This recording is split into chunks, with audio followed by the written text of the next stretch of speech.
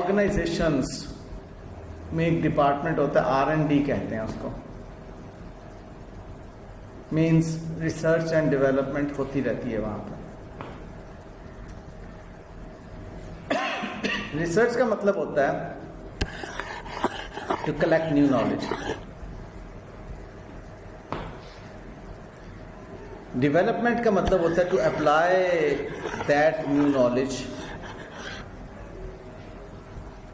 जो आपने नया नॉलेज एक्वायर किया है उसको अप्लाई करना। सादा सादा मैंने आपको इसके मतलब बताए हैं ताकि आपको याद करना आसान हो जाए बात। जब भी आप रिसर्च करते हैं क्यों करते हैं? ताकि कोई नया इल्म हासिल हो सके आपको। और डेवलपमेंट क्या होती है? जो नया इल्म हासिल किया उसकी एप्लीकेशन से अब आप कुछ इजाद कर सकें, उस इजाद के करने को आप डेवलपमेंट कहते हैं। माजी करीब में कोविड वैक्सीन एक इसकी एग्जांपल हमारे सामने नजर आई। कोविड वैक्सीन पे रिसर्च होना शुरू हुई तो साल 6 महीने रिसर्च होती रही। हम नया नॉलेज हासिल कर रहे थे कि क्या कोविड की कोई वैक्सीन बन सकती है। उसके लिए सारी थ्योरीज, साइंसदान, मुख्तलिफ अद्वियात और मुख्तलिफ केमिकल एक्शंस, रिएक्शंस देखने शुरू कर दिए उन्होंने। अल्टीमेटली इस नतीजे पे पहुंचे कि यस, रिसर्च कहती है कि इसकी वैक्सीन बनाई जा सकती है। हम अकाउंटेंट हैं, हम साइंसदान नहीं हैं। हमने देखा कि क्या उस रिसर्च पीरियड में कोई एक्सपेंस इनकर हुआ, कोई कॉस्ट इनकर हुई। वो जितनी भी कॉस्ट इनकर हुई उस तमाम की तमाम कॉस्ट को हम स्टेटमेंट ऑफ प्रॉफिट लॉस में ले जाते हैं, एक्सपेंस आउट कर देते हैं। बताइए जी, ये वाली बात क्लियर हुई? रिसर्च पे जितनी भी कॉस्ट होगी statement of profit loss expense out, कभी कैपिटलाइज नहीं होगी, याद रखिएगा। ठीक है जी, क्योंकि हम कहते हैं कि रिसर्च जो है वो एक एक्सपेंस है, वो फेज ऐसी है कि जिस फेज का कभी कोई इकोनॉमिक बेनिफिट नहीं आता, संक कॉस्ट है, वो खत्म होगी बात। अब आप रिसर्च से हासिल शुदा जो नॉलेज है उसको अप्लाई करते हैं। उसको जब आप अप्लाई करते हैं तो एक इजाद होती है। लाइक उसी कोविड वैक्सीन को अब आप डेवलप करते हैं जिसके लिए आपने रिसर्च की थी। डेवलप करते हैं उसको बेचने के लिए या उसको अपनी एंटिटी में इस्तेमाल करने के लिए। डेवलपमेंट का कॉन्सेप्ट क्या है? तो आप रिसर्च को अप्लाई करके, रिसर्च से हासिल किए हुए नॉलेज को अप्लाई करके डेवलप करते हैं। उस डेवलपमेंट पर जो कॉस्ट इनकर होती है, उस डेवलपमेंट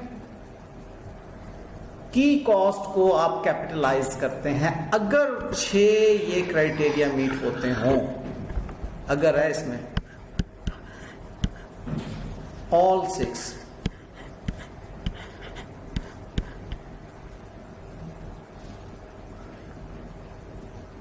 हम इसको इंटेंजिबल एसेट क्यों कहते हैं? क्योंकि हम जो इजाद कर रहे हैं उस इजाद ने एज इट इज इस्तेमाल नहीं होना, बल्कि उस इजाद की वजह से हमें जो कॉन्फिडेंस मिला है, अब उस कॉन्फिडेंस की बेस पर हमने कमर्शियल प्रोडक्शन करनी है। ठीक है? या उस कॉन्फिडेंस की बेस पर हमने जो प्रोडक्ट बनानी है अपनी एंटिटी में यूज करने के लिए। क्योंकि देखें ना, बहुत सी रिसर्च एंड डेवलपमेंट अपनी एंटिटी के मैकेनिज्म्स को बेहतर करने के लिए भी तो हो सकती है ना। तो रिसर्च फेज पे जितनी कॉस्ट एक्सपेंस, अगली बात गौर से सुनिएगा, ये रिसर्च फेज है।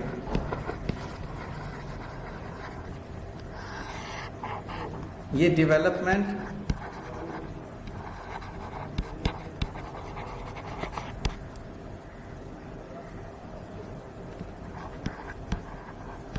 prior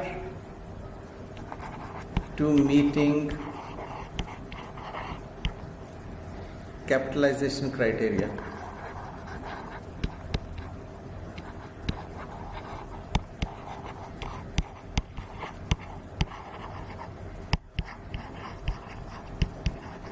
ये डेवलपमेंट कॉस्ट, और ये डेवलपमेंट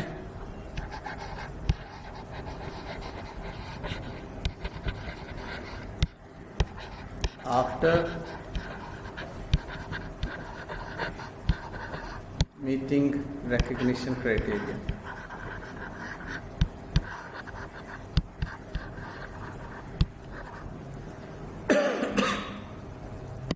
फर्ज कर लेते हैं रिसर्च पे आपकी कॉस्ट इनकर हुई 70 मिलियन।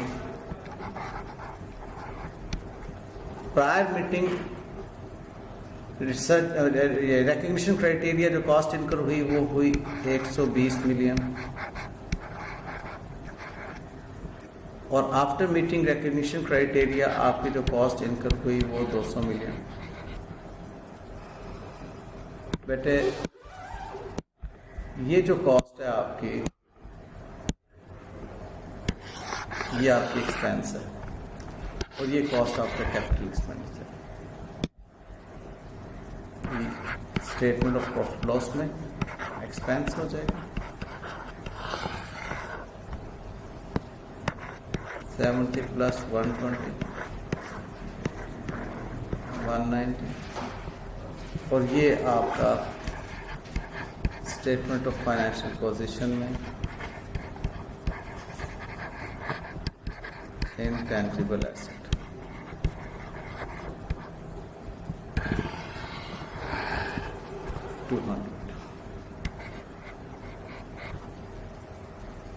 क्या समझ आती है?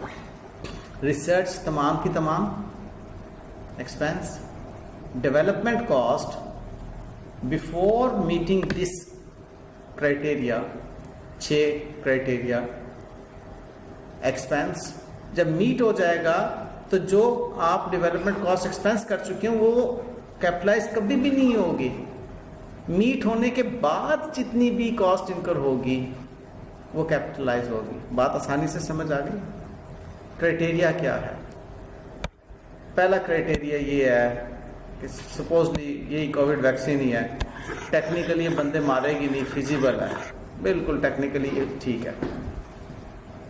हमारी इंटेंशन भी है कि इस रिसर्च को हम कंप्लीट, इस डेवलपमेंट को हम कंप्लीट करेंगे। ये जो हम वैक्सीन बनाने जा रहे हैं कंप्लीट बनाएंगे, ये नहीं कि दरमियान में हम छोड़ देंगे। और ये जो वैक्सीन बनेगी कैपेबल ऑफ बीइंग यूज्ड, या इसको सेल करने के लिए पूरी कैपेबिलिटीज हैं हमारे पास। फ्यूचर इकोनॉमिक बेनिफिट हमें इससे मिलेगा। रिसोर्सेज हमारे पास हर तरह के जो रिसोर्सेज रिक्वायर्ड हैं वो मौजूद हैं इसको बनाने के लिए, फाइनेंशियल रिसोर्सेज एक्सेट्रा एक्सेट्रा, और उन सब को रिलायबली मेजर कर सकते हैं। अगर ये 6 क्राइटेरिया मीट होते हैं तो हम इसको कैपिटलाइज करेंगे।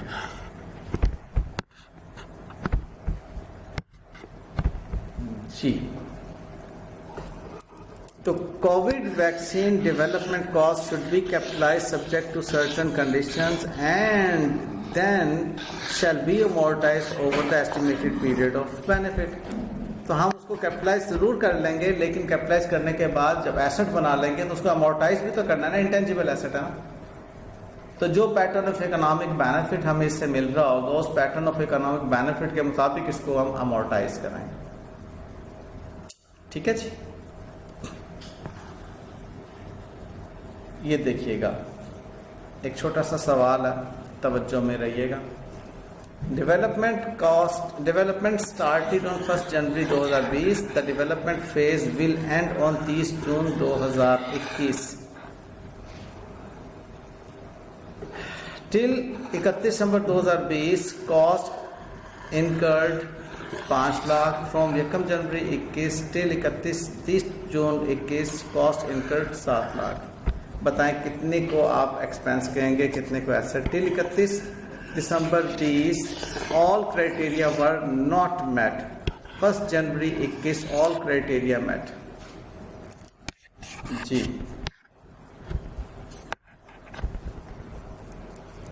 खुद से पढ़िए और मुझे बताइए क्या समझ आती है।